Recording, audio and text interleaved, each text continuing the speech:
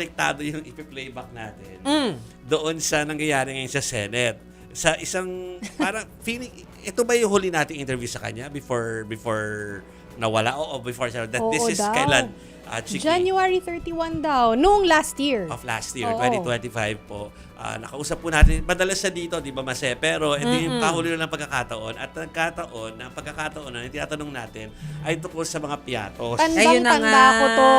Oo. Nagkataon ngayong araw na to at kahapon yan ang pinag-uusapan. Piatos ang topic. Oo. Si Mary Sina Grace. Andilim, Oo, ha? sina Piatos. O, mabuti paalala natin sa kanila yung huling pagkakataong nakausap natin before nawala, ito pong si Senator Bato. O, para po talaga ma-follow up namin yan. Tinuod na, Sen. Totoo. Punta ka. Halika dito sa Davao. Dali kita doon sa bahay ng mga piatos. Ang mayayaman yung piatos dito. Maraming bahay, may mga tao ng piatos, mga may-ari ng malalaking lupa. Punta ka dito sa likod ng, yung mga lupa dito sa likod ng City High School. Mga piatos may-ari dito. Maraming piatos dito. Hindi ito piatos na yung snacks, ha? Yung kinakain tao talaga, mga tao na piatos.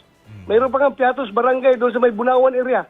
Punta ka doon sa may piatos na barangay ba, sitio or village ba ang tawag na yan. Basta piatos. Kasi mga lumang tao yan ng Davao, yung mga piatos. Kaya sila yung naunang nagkakaroon ng malalaking lupa dito.